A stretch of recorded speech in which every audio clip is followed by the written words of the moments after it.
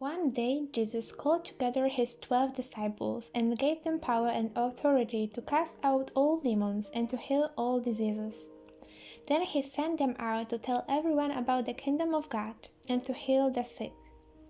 Take nothing for your journey, he instructed them. Don't take a walking stick, a traveler's bag, food, money, or even a change of clothes. Wherever you go, stay in the same house until you leave town. And if a town refuses to welcome you, shake its dust from your feet, as you leave to show that you have abandoned those people to their fate. So they began their circuit of the villages, preaching the good news and healing the sick. When Herod Antipas, the ruler of Galilee, heard about everything Jesus was doing, he was puzzled. Some were saying that John the Baptist had been raised from the dead. Others thought Jesus was Elijah or one of the other prophets risen from the dead. I beheaded John, Herod said, so who is the man about whom I hear such stories? And he kept trying to see him. When the apostles returned, they told Jesus everything they had done. Then he slipped quietly away with them towards the town of Bethsaida. But the crowds found out where he was going, and they followed him. He welcomed them and taught them about the kingdom of God, and he healed those who were sick. Late in the afternoon, the 12 disciples came to him and said, "Send the crowds away to the nearby villages and farms so they can find food and lodging for the night. There is nothing to eat here in this remote place." But Jesus said, "You feed them." "But we have only 5 loaves of bread and 2 fish," they answered. "Or are you expecting us to go and buy enough food for this whole crowd?" For there were about 5,000 men there.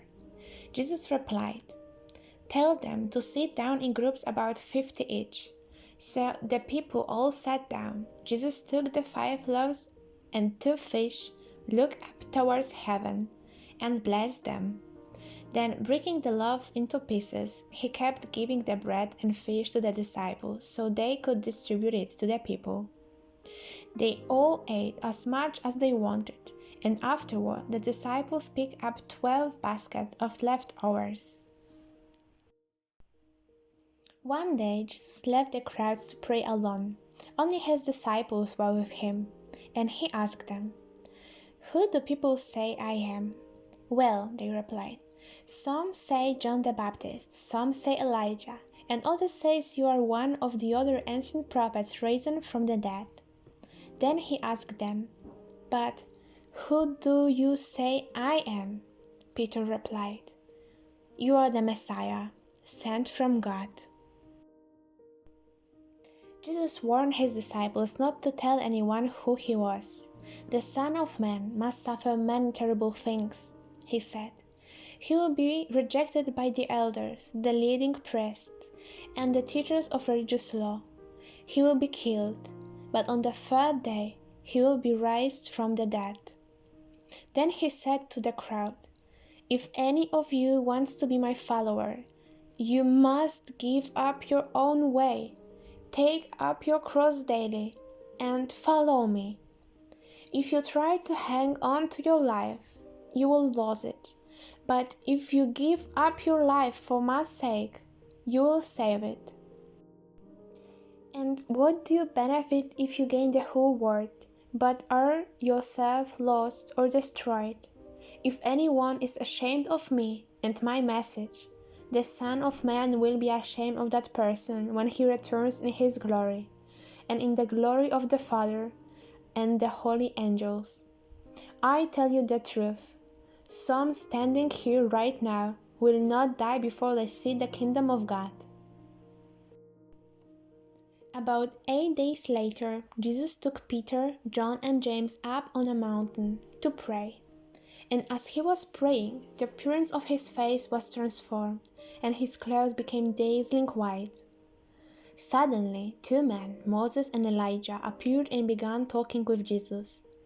They were glorious to see, and they were speaking about his exodus from this world, which was about to be fulfilled in Jerusalem. Peter and the others had fallen asleep. When they woke up, they saw Jesus' glory and two men standing with him. As Moses and Elijah were starting to leave, Peter, not even knowing what he was saying, blurted out, "Master, it's wonderful for us to be here. Let's make 3 shelters as memorials, one for you, one for Moses, and one for Elijah." But even as he was saying this, a cloud overshadowed them, and terror gripped them as the cloud covered them. Then a voice from the cloud said, "This is my son, my chosen one. Listen to him." When the voice finished, Jesus was there alone. They didn't tell anyone at that time what they had seen. The next day, after they had come down the mountain, a large crowd met Jesus. A man in the crowd called out to him, "Teacher, I beg you to look at my son, my only child. An evil spirit keeps seizing him, making him scream. It throws him into convulsions so that he foams at the mouth. It batters him and hardly ever leaves him alone. I begged your disciples to cast out the spirits, but they couldn't do it." Jesus said, "You faithless and corrupt people, how long must I be with you and put up with you?" Then he said to the man, "Bring your son here." As the boy came forward, the demon knocked him to the ground and threw him into violent convulsion. But Jesus rebuked the evil spirit and healed the boy. Then he gave him back to his father. Awe gripped the people as they saw the majestic display of God's power. While everyone was marveling at everything he was doing, Jesus said to his disciples, "Listen to me and remember what I say. The Son of Man is going to be betrayed into the hands of his enemies." But they didn't know what he meant. Its significance was hidden from them, so they couldn't understand it, and they were afraid to ask him about it. Then his disciples began arguing about which of them was the greatest. But Jesus knew their thoughts, so he brought a little child to his side. Then he said to them, "Anyone who welcomes a little child like this one on my behalf welcomes me, and anyone who welcomes me also welcomes my Father who sent me. Whoever is the least among you is the greatest." John said to Jesus, "Master, we saw someone using your name to cast out demons, but we told him to stop because he isn't in our group." But Jesus said, "Don't stop him. Anyone who is not against you is for you." As the time drew near for him to ascend to heaven, Jesus resolutely set out for Jerusalem. He sent messengers ahead to Samaritan village to prepare for his arrival. But the people of the village didn't welcome Jesus because he was on his way to Jerusalem. When James and John saw this, they said to Jesus, "Lord, should we call down fire from heaven to burn them up?" But Jesus turned and rebuked them.